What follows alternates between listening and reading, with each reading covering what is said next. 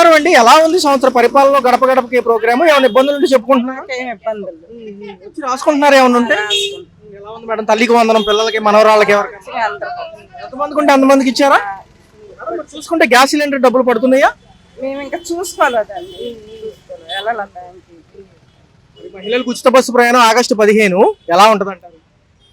అది వాళ్ళ ఇష్టం అండి, మనది ఉంది. జిల్లాల వారీగా తిరగొచ్చు, ఆధార్ కార్డు మీదే కాబట్టి. ఏదైనా పనుల మీద వెళ్ళా లేకపోతే ఏదైనా వ్యాపారస్తులు చూస్తూ తిరుగుతూ ఉంటారు కదా ఆడవాళ్ళు, గంపల్లో అమ్ముకునే వాళ్ళు, వాళ్ళకి ఎలా ఉంటుంది? బాగానే ఉంటదిలేండి. అంటే ఖాళీ ఉండొచ్చు ఉండకపోవచ్చు కదా. ప్రస్తుతానికి మాకు అయితే అన్ని వచ్చినాయి, బాగానే ఉంది. గ్రామ సచివాలయాలు ఏదైనా కాగితం కావాలన్న పని అవుతుందా? మేము వెళ్ళలేదండి, మాకు అవసరం లేదు, మేము వెళ్ళలేదు. చుట్టుపక్కల పెన్షన్లు కానీ ఇవి కానీ 1వ తారీఖు కానీ ముందు రోజే కానీ సెలవు ఉంటే ముందు రోజు ముందు రోజు ఇచ్చేస్తున్నారు కదా. ఆదివారం వచ్చింది అనుకో, శనివారమే ఇచ్చేస్తున్నారు మాకు.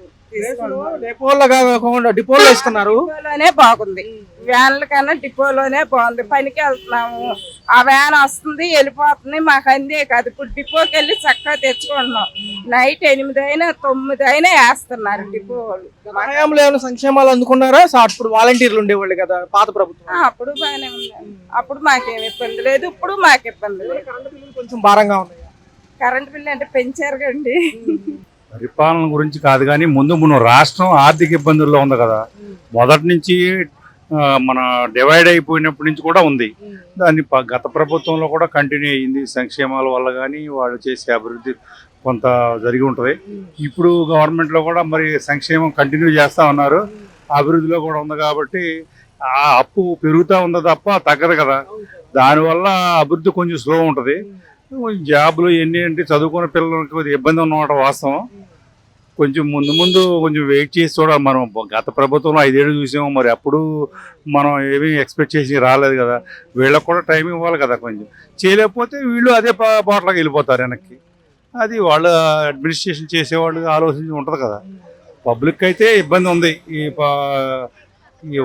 సంక్షేమం అయితే కొంత జరుగుతుంది, అభివృద్ధి కొద్దిగా జరుగుతుంది, కానీ ఎంప్లాయ్మెంట్గా ఇబ్బంది ఉంది పిల్లలకి. అది వేరే రాష్ట్రాలకు వెళ్ళకోకుండా ఈ పాలకులు చూస్తే అందరికీ అభినందనీయంగా ఉంటుంది. Thank you. ఇబ్బంది పెడితే సార్ మధ్యలో, లేకపోతే సార్వత్రిక ఎన్నికలు లాగానే జరుగుతుంది.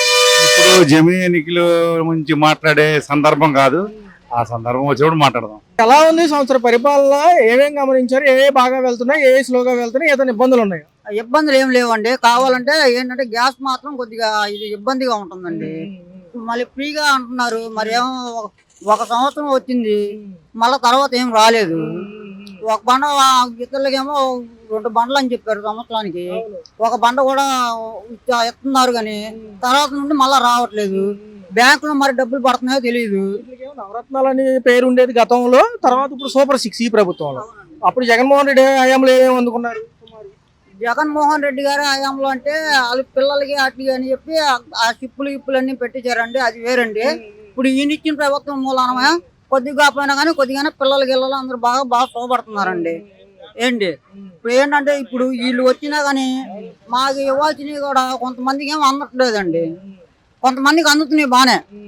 కాకపోతే మా ఈ ప్రభుత్వం వలన మాకు బెనిఫిట్ ఉంది, బెనిఫిట్ లేదని కాదు. కాకపోతే మాత్రం మాకు కొద్దిగా గ్యాస్ ఏమన్నా డోక్రా గ్రూపులు అవి ఇవన్నీ పెడుతున్నారు కదండి, వాటిలో బెనిఫిట్ ఏమన్నా ఉంటే చూపిమని కోరుకుంటున్నాను. తల్లికి వందనం ఏమన్నా పడిందా పిల్లలు మనవరాళ్ళకి?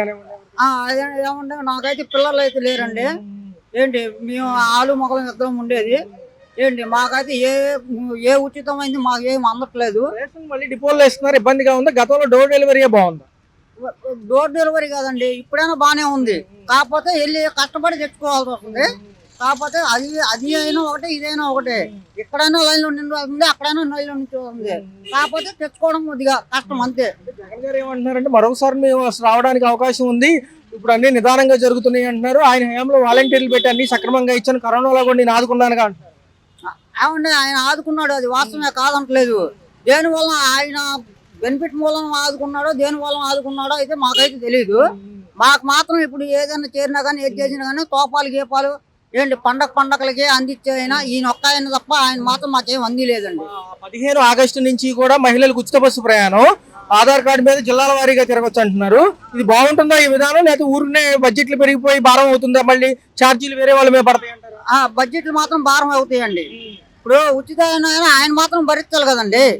ఇప్పుడు ఆయన భరించాలంటే మరి ఎన్నో కోట్లు అవుతాయి ఏంటి, ఎక్కడి నుంచి తెచ్చి పెడతారండి ఆయన మాత్రం. మరి ఆడబిడ్డ నిధి ఉంది, నిరుద్యోగ భృతి ఉంది, ఆ రైతులకి మళ్ళీ పెట్టుబడి సాయం అందజేయాలి, దాంతో పాటు ఇది కూడా అంటున్నారు కాబట్టి మరి ఇబ్బందేగా.